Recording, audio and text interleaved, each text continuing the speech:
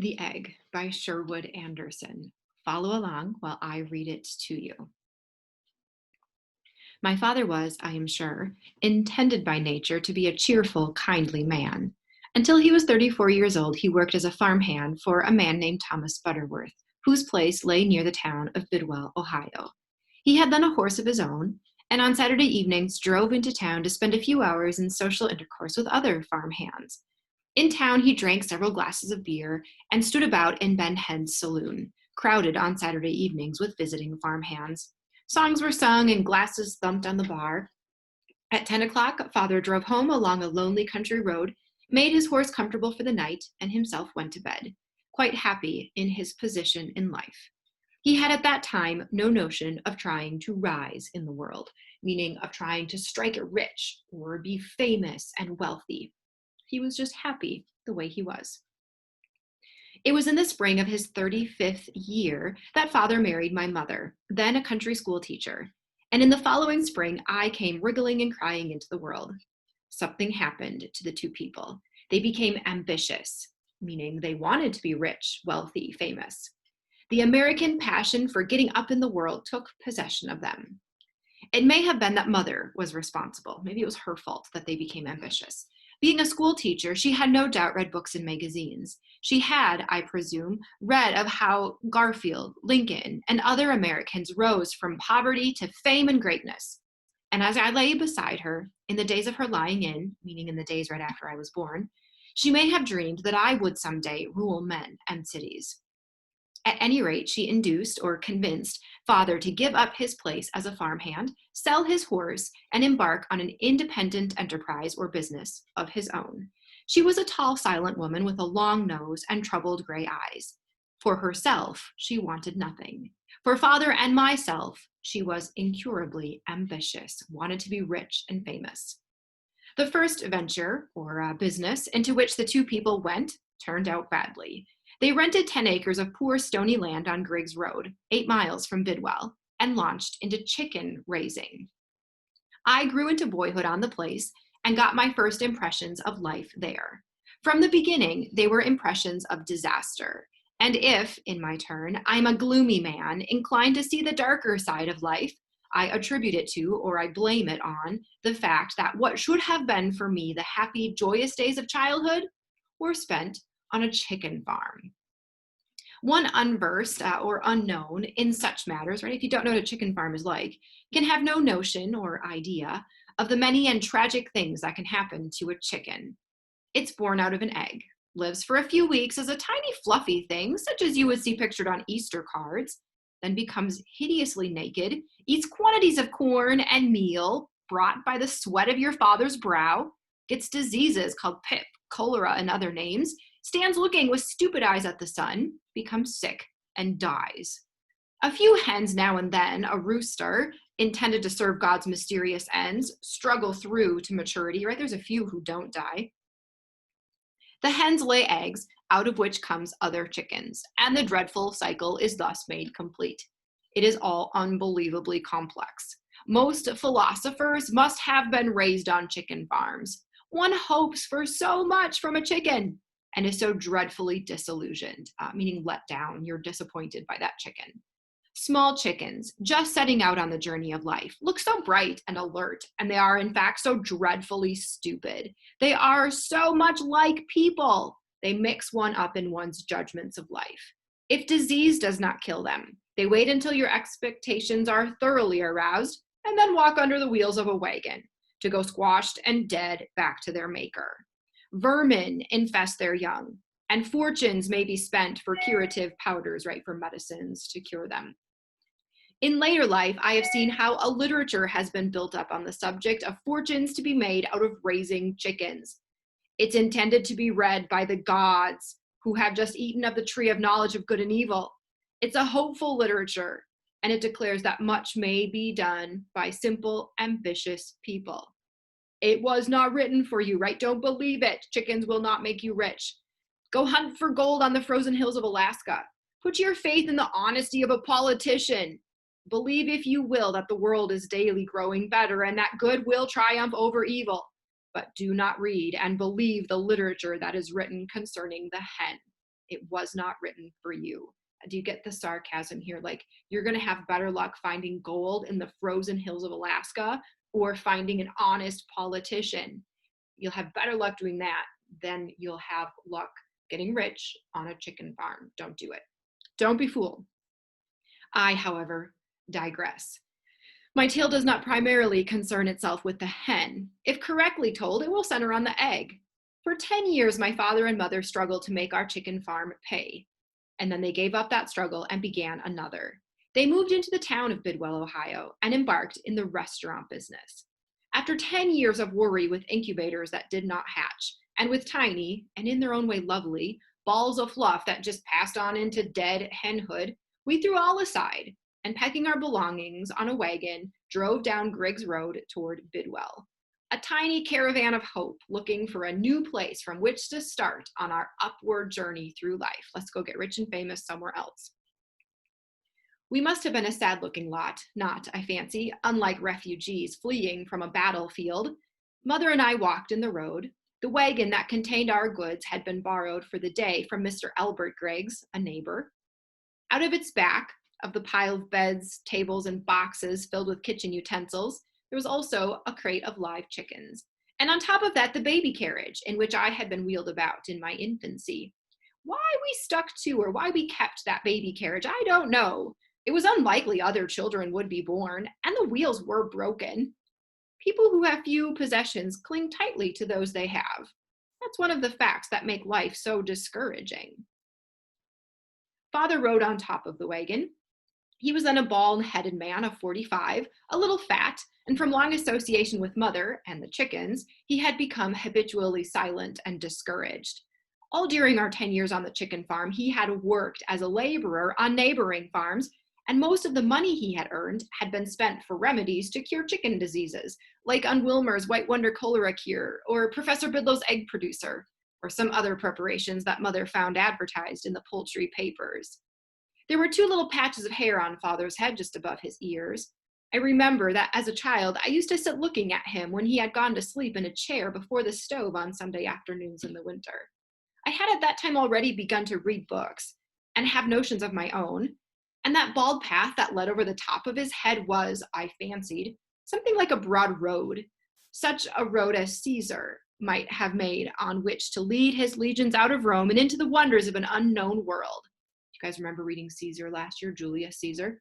Caesar was ambitious, right? He wanted to be famous. He wanted to conquer all of the land. He wanted everyone to love him. That idea of striking it rich and being famous. The tufts of hair that grew above Father's ears were, I thought, like forests. I fell into a half-sleeping, half-waking state and dreamed I was a tiny thing going along the road into a far, beautiful place where there were no chicken farms and where life was a happy, eggless affair. One might write a book concerning our flight from the chicken farm into town. Mother and I walked the entire 8 miles. She, to be sure that nothing fell from the wagon, really focused on things here, huh? And I, to see the wonders of the world. On the seat of the wagon beside Father was his greatest treasure. I will tell you of that. On a chicken farm, where hundreds and even thousands of chickens come out of eggs, surprising things sometimes happen. Grotesques are born out of eggs as out of people. The accident does not often occur, perhaps once in 1,000 births. A chicken is, you see, born that has 4 legs, or 2 pairs of wings, 2 heads, or whatnot. The things don't live. They go quickly back to the hand of their maker that has for a moment trembled. The fact that the poor little things could not live was one of the tragedies of life to Father. He had some sort of notion or idea that if he could but bring into henhood or roosterhood a 5-legged hen or a 2-headed rooster, his fortune would be made. He dreamed of taking the wonder about to county fairs and of growing rich by exhibiting it to other farm hands. At any rate, he saved all the little monstrous things that had been born on our chicken farm. They were preserved in alcohol and put each in its own glass bottle. These he had carefully put into a box, and on our journey into town, it was carried on the wagon seat beside him. He drove the horses with one hand, and with the other clung to the box. When we got to our destination, the box was taken down at once and the bottles removed. So Dad's sitting in the wagon with this box of deformed chickens sitting next to him. because he thought they would make him rich. What do you usually have sitting next to you? I mean, we don't drive wagons anymore, we drive cars, but usually what do you like having on that seat next to you? That thing that's going to make you rich? Or a person who you really care about? Why is his wife not sitting on the wagon next to him? That's a choice Sherwood Anderson makes, and I think it's an important choice about who is sitting next to Dad, or what is sitting next to Dad on the wagon, and what seems to be most important to Dad. I lost my spot. When we got to our destination, the box was taken down at once and the bottles removed. All during our days as keepers of a restaurant in the town of Bidwell, Ohio, the grotesques, or those weirdly shapen chickens, in their little glass bottles sat on a shelf back of the counter. Mother sometimes protested, but Father was a rock on the subject of his treasure. The grotesques were, he declared, valuable. People, he said, liked to look at strange and wonderful things. Did I say that we embarked in the restaurant business in the town of Bidwell, Ohio? I exaggerated a little. The town itself lay at the foot of a low hill and on the shore of a small river. The railroad did not run through the town, and the station was a mile away to the north at a place called Pickleville. There had been a cider mill and pickle factory at the station, but before the time of our coming, they had both gone out of business. In the morning and in the evening, buses came down to the station along a road called Turner's Pike from the hotel on the main street of Bidwell. Our going to the out-of-the-way place to embark in the restaurant business was Mother's idea. She talked of it for a year, and then one day went off and rented an empty store building opposite the railroad station. It was her idea that the restaurant would be profitable. Traveling men, she said, would be always waiting around to take trains out of town, and town people would come to the station to await incoming trains. They would come to the restaurant to buy pieces of pie and drink coffee. Now that I'm older, I know that she had another motive in going. She was ambitious for me. She wanted me to rise in the world, to get into a town school and become a man of the towns. At Pickleville, Father and Mother worked hard, as they had always done. At first, there was the necessity of putting our place into shape to be a restaurant. That took a month. Father built a shelf on which he put tins of vegetables. He painted a sign on which he put his name in large red letters. Below his name was the sharp command, "Eat here," that was so seldom obeyed. A showcase was bought and filled with cigars and tobacco. Mother scrubbed the floor and the walls of the room. I went to school in the town and was glad to be away from the farm and from the presence of the discouraged, sad-looking chickens. Still, I was not very joyous. In the evening, I walked home from school along Turner's Pike and remembered the children I had seen playing in the town schoolyard. A troop of little girls had gone hopping about and singing. I tried that. Down along the frozen road, I went hopping solemnly on one leg. "Hippity-hop to the barber shop," I sang shrilly. Then I stopped and looked doubtfully about. I was afraid of being seen in my gay mood, my happy mood. It must have seemed to me that I was doing a thing that should not be done by one who, like myself, had been raised on a chicken farm where death was a daily visitor. Mother decided that our restaurant should remain open at night. At 10 in the evening, a passenger train went north past our door, followed by a local freight train. The freight crew had switching to do in Pickleville, and when the work was done, they came to our restaurant for hot coffee and food. Sometimes one of them ordered a fried egg. In the morning, at 4, they returned northbound and again visited us. A little trade began to grow up. Mother slept at night, and during the day tended the restaurant and fed our boarders, while Father slept. He slept in the same bed Mother had occupied during the night, and I went off to the town of Bidwell and to school. During the long nights, while Mother and I slept, Father cooked meats that were to go into sandwiches for the lunch baskets of our boarders. Then an idea in regard to getting up in the world came into his head. The American spirit took hold of him. He also became ambitious, right? He wanted to be famous, wealthy. In the long nights, when there was little to do, Father had time to think. That was his undoing. He decided that he had, in the past, been an unsuccessful man because he had not been cheerful enough, and that in the future, he would adopt a cheerful outlook on life. In the early morning, he came upstairs and got in bed with Mother. She woke, and the two talked. From my bed in the corner, I listened. It was Father's idea that both he and Mother should try to entertain the people who came to eat at our restaurant. I cannot now remember his words, but he gave the impression of one about to become, in some obscure way, a kind of public entertainer. When people, Particularly young people from the town of Bidwell came into our place, as on very rare occasions they did. Bright, entertaining conversation was to be made. From father's words, I gathered that something of the jolly innkeeper effect was to be sought. Mother must have been doubtful from the first, but she said nothing discouraging. It was father's notion or idea that a passion for the company of himself and mother would spring up in the breasts of the younger people of the town of Bidwell. And in the evening, bright, happy groups would come singing down Turner's Pike. They would troop, shouting with joy and laughter, into our place. There would be song and festivity. I don't mean to give the impression that father spoke so elaborately of the matter. He was, as I have said, an uncommunicative man. They want some place to go. I tell you, they want some place to go, he said over and over. That was as far as he got. My own imagination has filled in the blanks. For 2 or 3 weeks, this notion of father's invaded our house. We didn't talk much, but in our daily lives, we tried earnestly to make smiles take the place of glum looks. Mother smiled at the boarders, and I, catching the infection, smiled at our cat. Father became a little feverish in his anxiety to please. There was no doubt, lurking somewhere in him, a touch of the spirit of the showman. He didn't waste much of his ammunition on the railroad men he served at night, but seemed to be waiting for a young man or woman from Bidwell to come in to show what he could do. On the counter in the restaurant, there was a wire basket kept always filled with eggs, and it must have been before his eyes when the idea of being entertaining was born in his brain. There was something prenatal about the way eggs kept themselves connected with the development of his idea. At any rate, an egg ruined his new impulse in life. Late one night, I was awakened by a roar of anger coming from father's throat.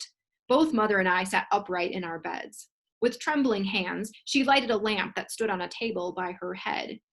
Downstairs, the front door of our restaurant went shut with a bang, and in a few minutes, father tramped up the stairs. He held an egg in his hand, and his hand trembled as though he was having a chill. There was a half-insane light in his eyes. As he stood glaring at us, I was sure he intended throwing the egg at either mother or me, but then he laid it gently on the table beside the lamp and dropped on his knees beside mother's bed. He began to cry like a boy, and I, carried away by his grief, cried with him. The two of us filled the little upstairs room with our wailing voices. It's ridiculous, but of the picture we made, I can remember only the fact that mother's hand continually stroked the bald path that ran across the top of his head. I have forgotten what mother said to him and how she induced him or convinced him to tell her of what had happened downstairs. His explanation also has gone out of my mind. I remember only my own grief and fright and the shiny path over father's head glowing in the lamplight as he knelt by the bed. As to what happened downstairs, for some unexplainable reason, I know the story as well as though I had been a witness to my father's discomfiture. Discomfiture means his failure. One in time gets to know many unexplainable things. On that evening, young Joe Kane, son of a merchant of Bidwell, came to Pickleville to meet his father, who was expected on the 10 o'clock evening train from the south. The train was 3 hours late, and Joe came into our place to loaf about and to wait for its arrival. The local freight train came in, and the freight crew were fed. Joe was left alone in the restaurant with father. From the moment he came into our place, the Bidwell young man must have been puzzled by my father's actions. It was his notion that father was angry at him for hanging around. He noticed that the restaurant keeper, that father, was apparently disturbed by his presence, and he thought of going out. However, it began to rain, and he did not fancy the long walk to town and back. So he bought a 5-cent cigar and ordered a cup of coffee. He had a newspaper in his pocket and took it out and began to read. I'm waiting for the evening train. It's late, he said apologetically. It's not that Dad doesn't want this man in the restaurant. It's that Dad is nervous because he sees this man as the opportunity to be the entertainer, and so he's nervous. For a long time, father, whom Joe Kane had never seen before, remained silently gazing at his visitor. He was no doubt suffering from an attack of stage fright. As so often happens in life, he had thought so much and so often of the situation that now confronted him that he was somewhat nervous in its presence. For one thing, he didn't know what to do with his hands. He thrust one of them nervously over the counter and shook hands with Joe Kane. "Howdy do," he said. Joe Kane put his newspaper down and stared at him. Father's eye lighted on the basket of eggs that sat on the counter, and he began to talk. Well, he began hesitatingly. Well, have you heard of Christopher Columbus, eh? He seemed to be angry. That Christopher Columbus was a cheat, Father declared emphatically. He talked of making an egg stand on end. He talked, he did, and then he went and broke the end of the egg, said Father. Trying to be entertaining, huh? My father seemed to his visitor to be beside himself at the duplicity or the trickery of Christopher Columbus. Father muttered and swore. He declared it was wrong to teach children that Christopher Columbus was a great man when, after all, he cheated at the critical moment. Christopher Columbus had declared he would make an egg stand on end, and then, when his bluff had been called, he had done a trick. Still grumbling at Columbus, Father took an egg from the basket on the counter and began to walk up and down. He rolled the egg between the palms of his hands. He smiled genially. He began to mumble words regarding the effect to be produced on an egg by the electricity that comes out of the human body. He declared that without breaking its shell, and by virtue of rolling it back and forth in his hands, he could stand the egg on its end. He explained that the warmth of his hands and the gentle rolling movement he gave the egg created a new center of gravity. And Joe Kane was mildly interested.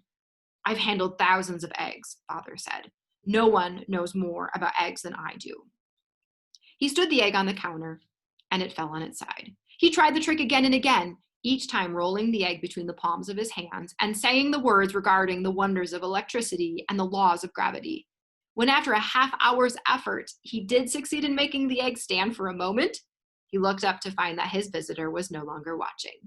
By the time he had succeeded in calling Joe Kane's attention to the success of his effort, the egg had again rolled over and lay on its side.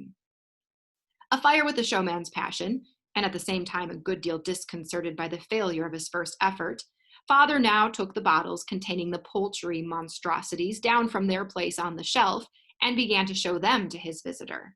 How would you like to have 7 legs and 2 heads like this fellow? He asked, exhibiting the most remarkable of his treasures.